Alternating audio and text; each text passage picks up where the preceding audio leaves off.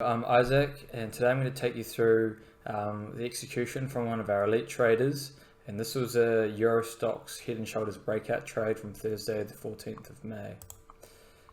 Alright, so this is the trade here. This red line here is the level for the breakout. As you can see, the market obviously came from the top, and we were looking to play a breakout through this level. However, on this day, it obviously wasn't so tricky.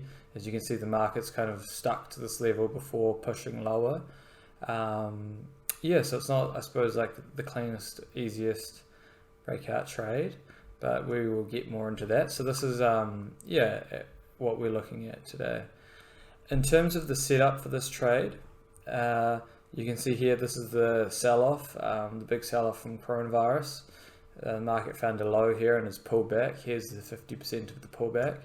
Now what you can see here, this is a daily chart on the left, by the way, is that the market's driven up here, pulled back, developed this range, broken out from the top. This is on FOMC, rejection back on ECB, and then the market came back down, pushed up, making the final shoulder, came back down, and we're looking at this day. So excuse these days, these are actually in the future because this is a current chart. And so yeah, we're looking at trading this. So the market opens up here, and then we're looking at, okay, what do we do in response here, given one shoulder and this false break, sort of failed break up here, making the head. All right, so in terms of giving a bit of color to this, what we're going to look at which is on the right, the profiles that make up this little bit of trade here. So the top of this range here, 22s, is just up here. That level was touched like to the tick on the Sunday open. The market then traded down, and then this is the day that we're looking at here, where it pushed down to level, which is just down here, and then eventually pushed lower and broke.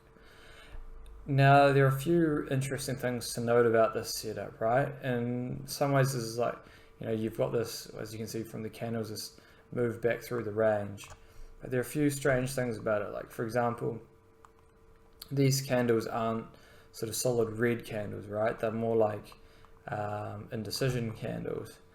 Okay, indecision candles are in the middle of the range. It sort of has less meaning, but when you come in here, you can kind of see what's going on. And so, I mean, what you notice is, well, there's actually a lot going on here it's a bit strange. When you've got a 2 TPO high at the start, there's no tail and quite like sort of like a ledgy, blunt upside on this profile, a really late move. You can see that it closed down here. Then again, no excess, no tail on the highs, and sort of like there's a bit of a ledge there, and this is really blocky in here. Then there was sort of a late move in the European session, and in the market you can see here, this is all the volume from the close, and then in the evening the market hung around the lows. And so I've just circled some of the interesting parts here, but what I suppose I really want to get at is, if you looked at this, you know, you can also see the fact that there's, like, we have a weak market, but there's all this vulnerability to the upside. And so that's really important to weigh in, you know, when you think about what's going on, because you're trying to play a bearish breakout to the downside. But you've also got to think, well, okay, you know, what's the chance of this move being successful? And then you think to yourself, well, okay, you know, there is reason for the market to come back, because it's almost like the market was dragged down by the US session. And so, yeah, I think it's, well, not I think, it is, you know, something you need to keep in mind here, because it's really important to your execution. And as you can see here, because I've shown you what comes next, you know, the market obviously pushes back up through this range. You don't know that at the time, but that's definitely a possibility. So just going over what we've talked about so far, we've got this bear market. We've had you know, in the bigger picture with coronavirus, we've got this bearish head and shoulders pattern. And we've got those congested lows at 27.45, So that's where we're looking to play this breakout. The option has a really poor structure in the profile, so that's what I was talking about before, about these really poor highs, you know, like blocky, no excess, no tails, and how the selling came in late in the day. So the idea is obviously to play the break of this level, but you need to be aware of the potential reversal, as there's this poor option in the lead up. Okay, so again, going back to this chart, so a bit more specifically, I'm going to show you a clip from in here. And so the trader actually has a few goes at trading this kind of up in here, but obviously, you know, the market's come back down and it's sort of just stuck here, so it hasn't really gone. And then it's really when you get down here that it has a sort of like a bit of a release. And so yeah, we're going to look at the execution here. One thing to sort of talk about in here is you'll notice, okay, so your original move might have been to look for like a consolidation here and then play the break. That never came. The market kind of went through, came up, and came back down. And as you can see, like if you think about how the TPOs would develop, right, this is a fair chunk of time, and so you've got, okay, TPO coming down here again here, and so now if you're thinking about your profile, well, you've got sort of this really sort of ledgy structure coming here. So you've got almost like, you probably have what, a 2 TPO ledge here. You probably have a few other TPOs that are from in here. So you've got this really, really vulnerable bottom. So sort of each time it pushes lower, it then develops this new vulnerable bottom for you to play again. And so this is kind of a almost never-ending move. Like each time it pushes lower, it just creates another move in itself, another vulnerability. And so this bit that we're looking at is kind of like the final push, and it starts breaking down and doing this. And we're just going to have a look at, yeah, how this trader manages the move. And so what we're going to see is basically sort of the middle of this move and the taking profit. But the trader puts on the position down here. So in terms of what was happening on the ladder, the market was relatively slow. It started moving down this range, and then had sort of like a little pickup into the lows, and he sold with that. But the move never went. It then pulled back into here, and this is quite a decent pullback, you know, given the like size and conviction that he put on the trade. Then, but you will notice that, okay, you know, the market would push down, pull back, push down, pull back, and there was always a seller, you know, here willing. And so while this pulled back and would have made him really uncomfortable, you know, there was still, I suppose the move wasn't sort of wrong or wasn't sort of off until it sort of got back over here or broke above the seller. And so, yeah, so he held it back down here. It did take a little bit of it off, and then put it back on nice and aggressively again at the low as it came back down here. And yeah, we're just going to look at the management from there. Okay, so let's move over to the ladders. All right, so here we are at the ladders. This one here, second to the left, is EStoxx. Beside that is the Euro, and this is the S&P. So yeah, we're looking at this. He is got quite a large short here, just in terms of what to look for on this ladder. So when he got in, the market was trading a range from 40s, which is here, down to 33s. It then had that pullback that didn't quite get back above the 45s, you know, or even sort of get back into where that the seller was holding, or sellers. And so that pullback came to 44, so it was just 4 more ticks above the prior high, and then it's pushed lower from there.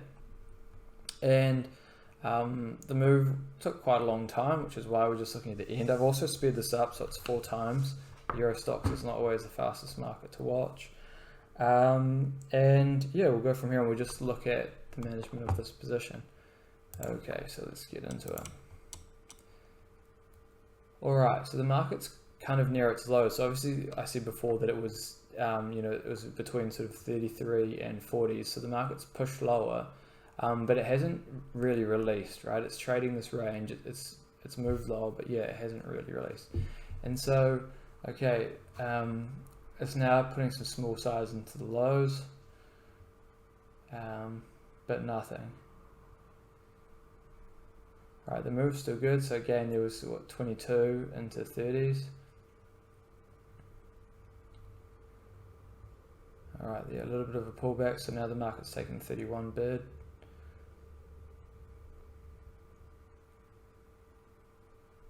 There's a little bit going on.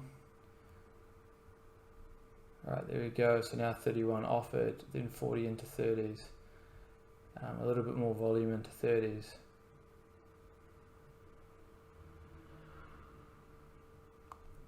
Alright, still trading to 30s now, trading into 29s.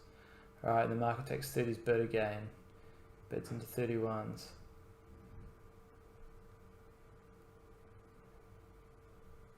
Alright, so we're trading back between 30s and 31s. Alright, the market's offering into 30s. A bit of reloading. Alright, now the market takes 31 bid. And it's trading into 32s. Alright, so he's taken a little bit of his position off. So here you can see that there's still someone buying down here. And you've got to remember also from what we spoke about earlier that there's always this you've got to keep in your mind that, okay, we are breaking out, but this breakout's gone on for quite a while and there's sort of a lot of resistance in this breakout. It's not like a smooth, fluid break. And so you're thinking to yourself, well, okay, I've got a really big short on now, but there's always this chance that this market's going to turn around and ping back up because it may not go. Alright, so there another bit was taken off, so positions a little bit smaller again, and so now you're thinking, okay, I want this market to release pretty soon. Okay, and here now looking for the break, right? But again, just remembering that the sort of like guarantee bit of this move is the start of the move, right? Any sort of where further that you play this comes with a larger amount of risk, right? Because, and as we even saw from the daily candles that are put from the following days, that the market can easily flip back up. So by executing like this, and so say even you have like a 10 lot short, you can be going, take one out, take one out, take one out at each price. And this way you're sort of trying to get this really high probability move, right? Because you've got this trade down, you've got this head and shoulders, you've got this sort of really ugly blocky structure now at the lows that the market's developed over the previous few hours. And so, everything's screaming the downside, but it's also, if you look in the bigger picture, the market's also saying, well, the upside's so vulnerable. So you're thinking to yourself, okay, this auction was kind of poor, the bigger picture, but it still looks like it's going to go down, but I just don't have a massive amount of conviction that this is going to continue. And so you think to yourself, well, okay, if I can put on a good amount of size and just take out the high probability part of the move, then that's a really good result. And that's exactly what we're seeing here, right? We've gone, okay, we're confident this market is going to have a go. I think that's a highly likely thing. So he's gone and said, all right, let's put this position on, but just trying to make sure that you don't put on a position too big, assuming that it's going to go further than it does, when there's so much vulnerability to the upside. And so here you can see the market's slowly offering down. Remembering that this is also at 4 times speed, and so the move is not necessarily ultra quick. And so here just each time it ticks down, just getting flicked out of a little bit more and a little bit more. You notice that the position's quite big, so all of this, sort of these bids aren't actually taking the full position off, but it's taking off a large chunk of the position. Alright, and we've still got an offer here. So the market's still offering down into 25s. Really small bid up into 26, but then offering again back into 25s. Alright, and then you go now taking 25 bid. It's now looking into 24s. There you go, flicked out of his bid in 24s, now offering into 23s.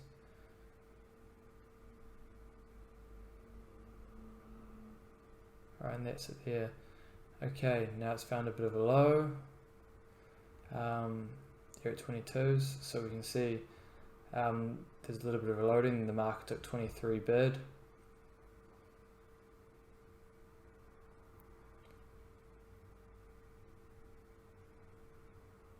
Alright, and then it's paused there. So what happens after this is the market pulls back. It ends up pulling back as far as to 32s. Should I put my mouse? There is here. Sorry, this was actually recorded on a laptop, and that's why I think the screen was just a little bit smaller, and it all had to get done with quite small size, which is why it's a little bit harder to read this time.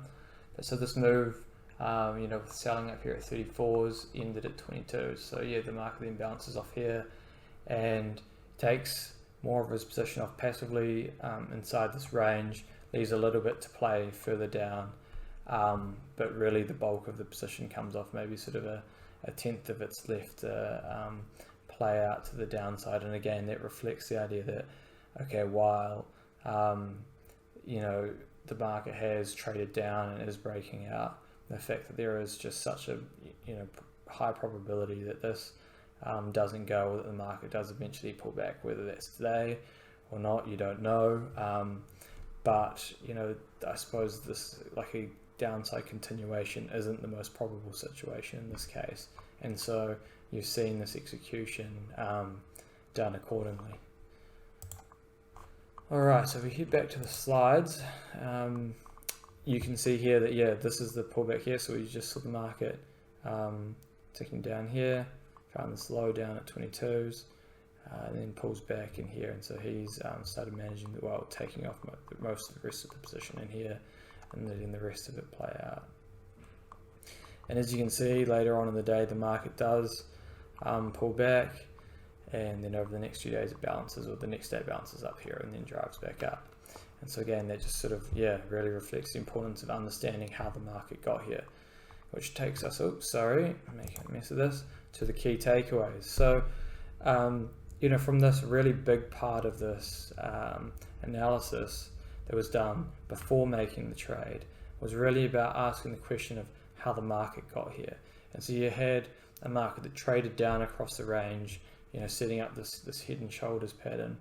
But the important part was the how, and that how is kind of found out by examining the profiles and just looking at, okay, when did the moves happen? Well, the moves didn't necessarily happen in the strongest part of the day. For the EStoxx, it was always in the US session, or and potentially sort of after the EStoxx cash session. So the sellers weren't necessarily sort of like EStoxx traders. They were sort of people from, it was potentially getting pulled around by the markets. You had no excess at the highs and a little bit of blockiness, and so all of that's kind of telling you that, okay, the market is going down, but there is this possibility that the market pulls back, and as well as that, this then shows you, okay, how you weigh up these risks in this downtrending market and how you execute accordingly. And in this stage, it was like, okay, this market looks like it's going to break down, the probabilities are that it's going to have a go, but how do you try and maximize your return of this without increasing your risk, right? So maybe rather than putting on a small size and giving it more room and letting it really run, because there's a higher chance of a pullback, but also a high chance of it going, okay, why not really commit to the first part of the move and try and take out as much as you can from the sort of high probability part. And that is what we saw. Awesome. Okay, I hope you learned something from that. Thank you. See ya.